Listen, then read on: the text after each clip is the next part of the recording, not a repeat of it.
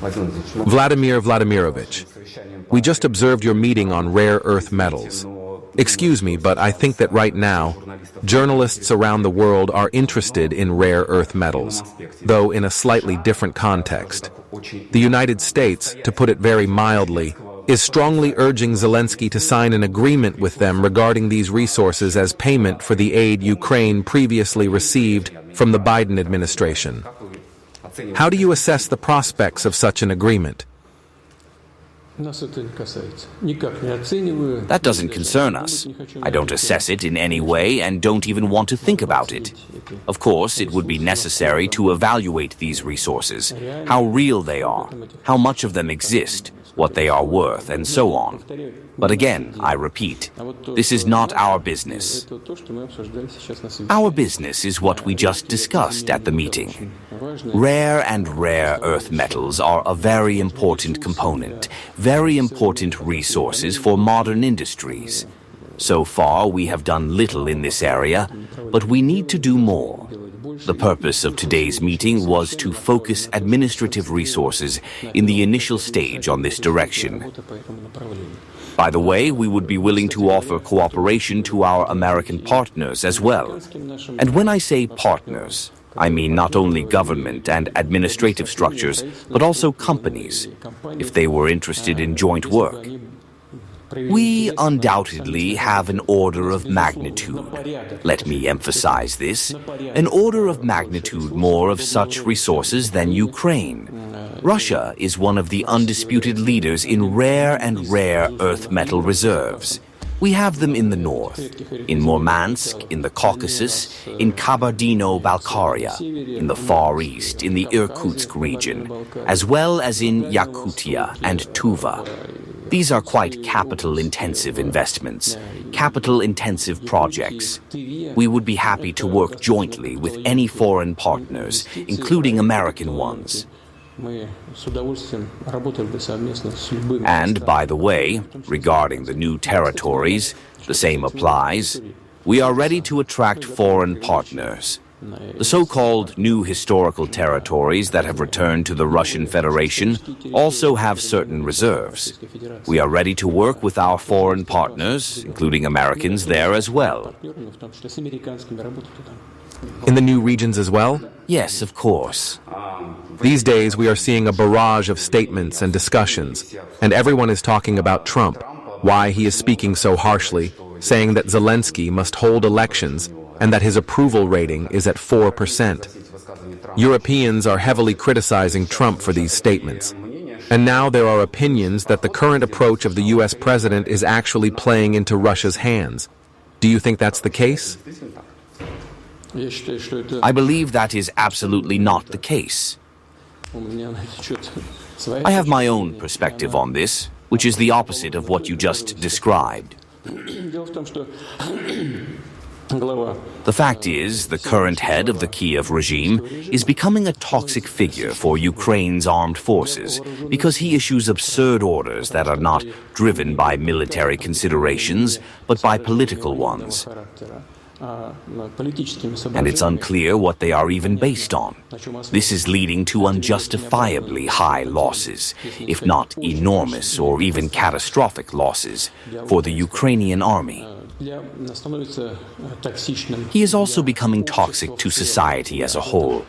I believe this is reflected in today's vote in the Rada on extending his powers. Finally, he has cornered himself with his decree banning negotiations with the Russian Federation on a peace deal, effectively shutting down those talks. The issue here is that he is avoiding negotiations. Why? Because if negotiations begin sooner or later, and most likely quite quickly, it will lead to the necessity of lifting martial law. And as soon as that happens, elections will have to be held. There will be no grounds to postpone elections anymore because, right now, they are not being held under the pretext of martial law. But if negotiations start and the quick cancellation of martial law follows, elections will have to take place immediately. and this presents a serious problem for the current head of the regime.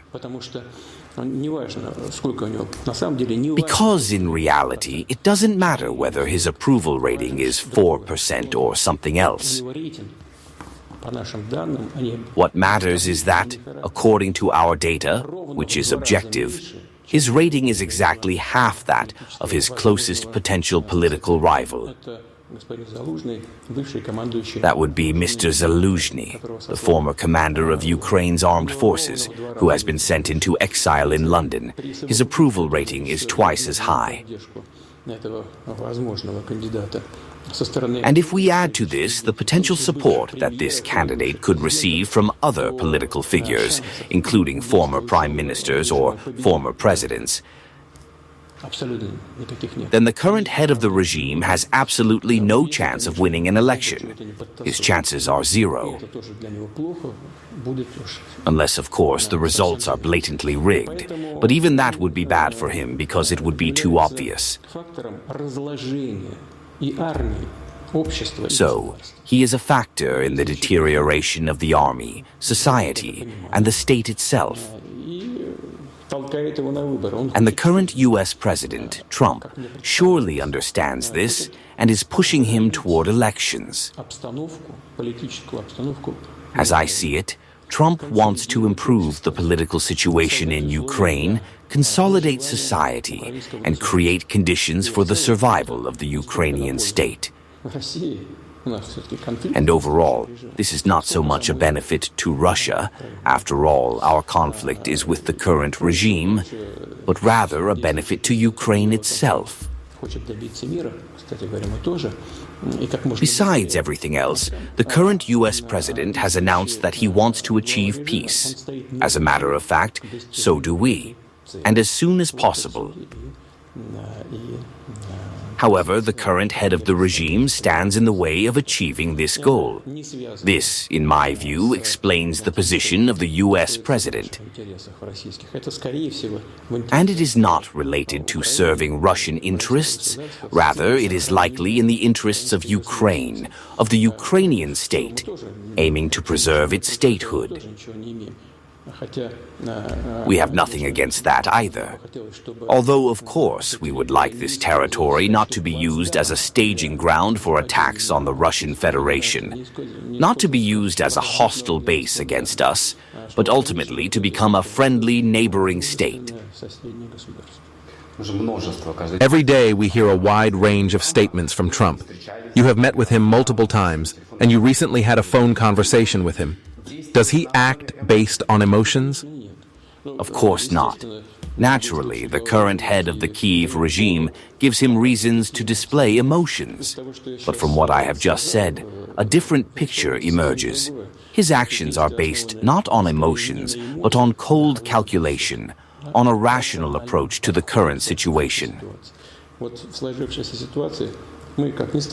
Paradoxically, to be honest, we were actually interested in him staying in power and continuing to erode the regime with which we are in armed conflict.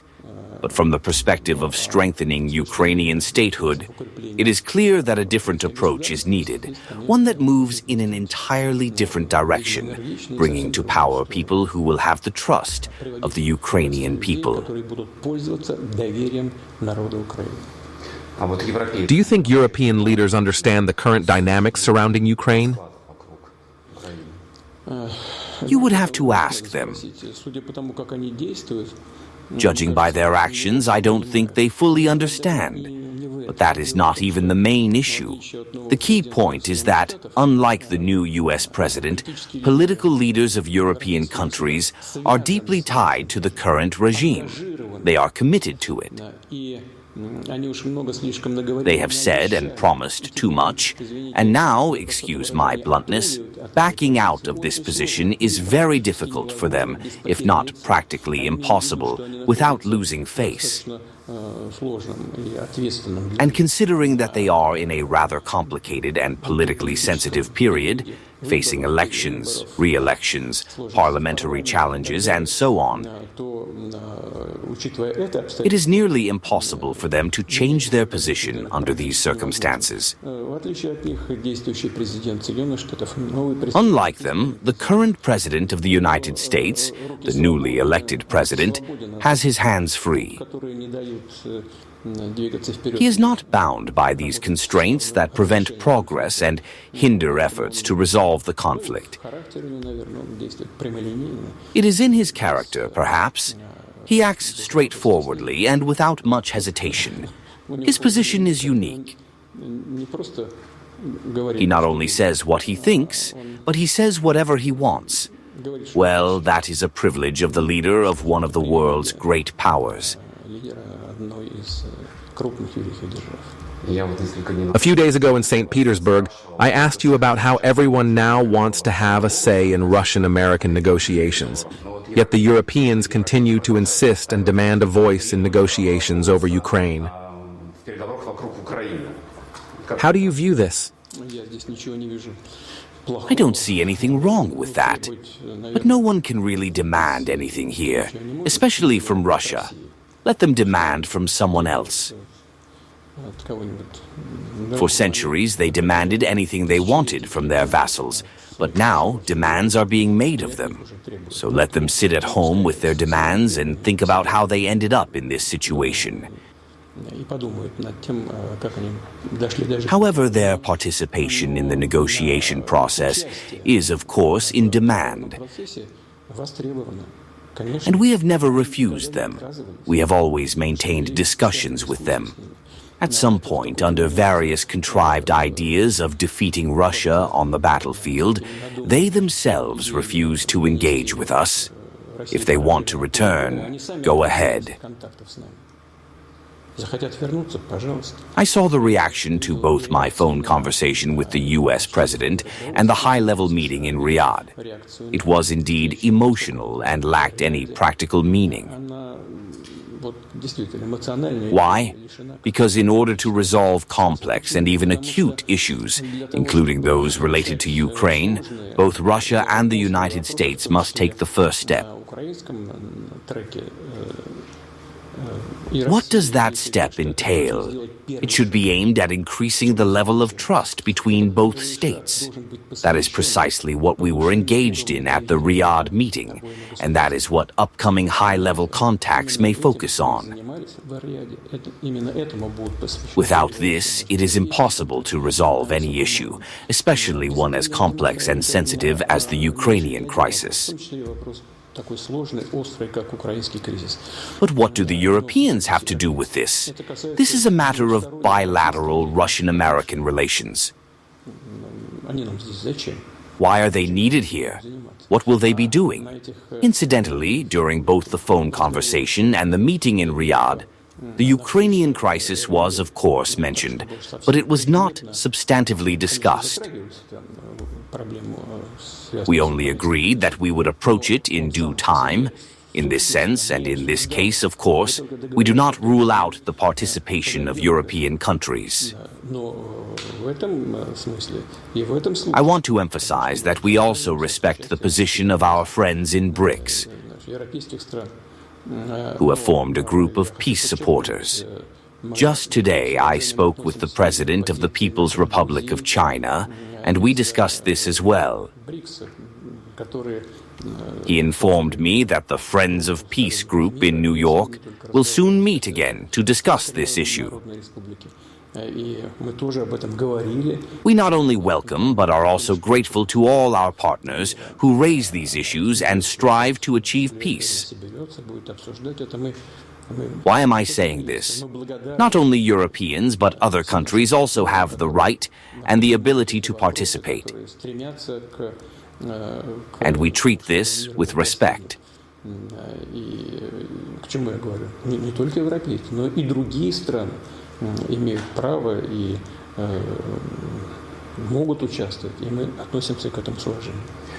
I'd like to ask you to comment on a few more statements by Trump.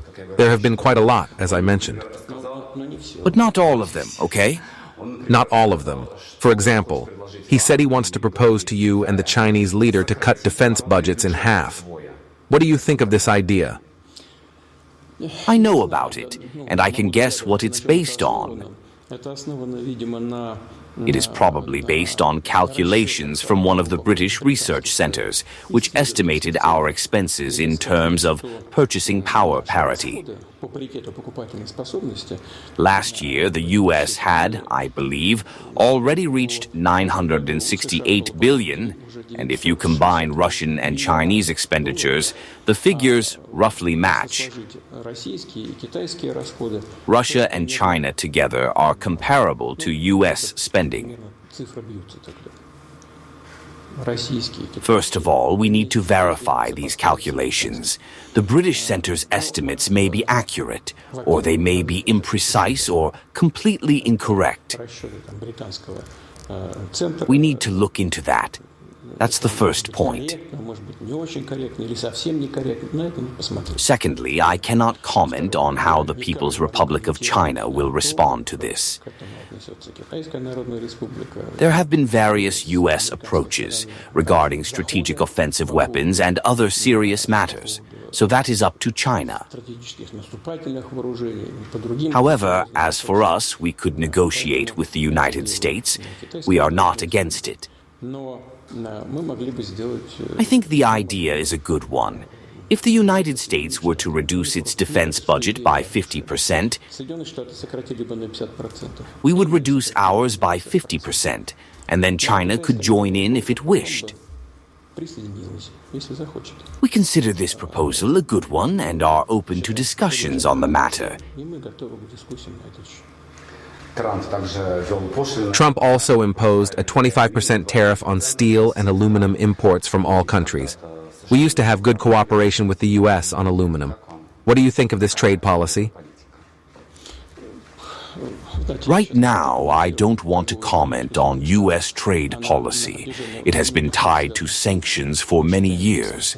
We consider these sanctions illegal and harmful to global trade and the economy. In my opinion, they damage both us and those who impose them. As for trade policy, higher tariffs, duties, and so on, each country determines for itself what is beneficial and what is not. I understand the logic behind it: to bring production back home, create jobs, ensure tax payments at all levels, and so on. But at some point, these measures will inevitably face certain difficulties, such as inflationary pressure, rising product costs, and so forth. But that's something the experts can explain to you in detail. As for aluminum, in 2017, if I remember correctly, we supplied about 15% of total U.S. aluminum imports. Approximately 15% came from Russia.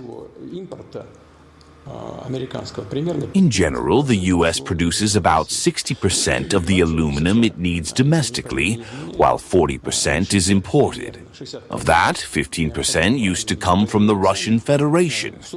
Today, the main importer is Canada.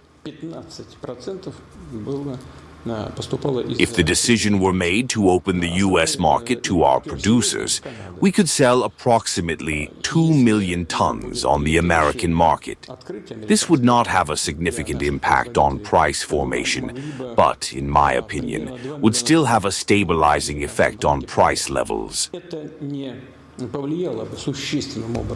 More importantly, in my view, is that we could explore joint efforts with American companies in this sector.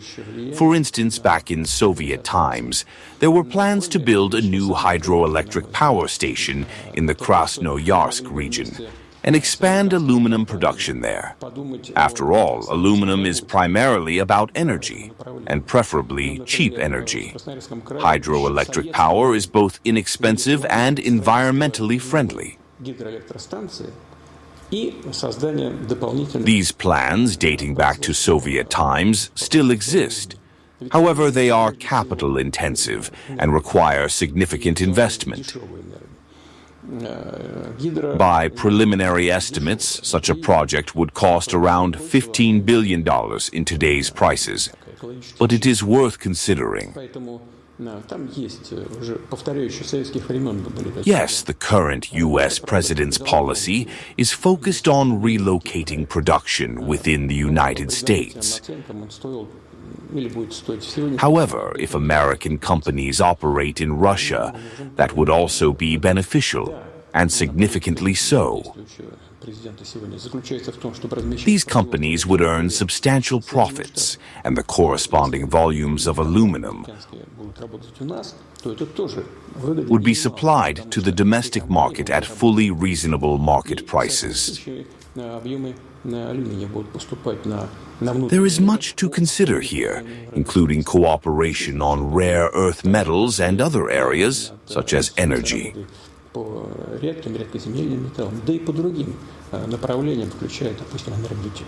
By the way, just a few minutes ago, I read a fresh report from the U.S. President Trump announced that the U.S. and Russia are discussing major economic projects as part of negotiations on Ukraine. Yes, some of our companies are in contact with each other and are discussing such projects. Thank you very much. Thank you.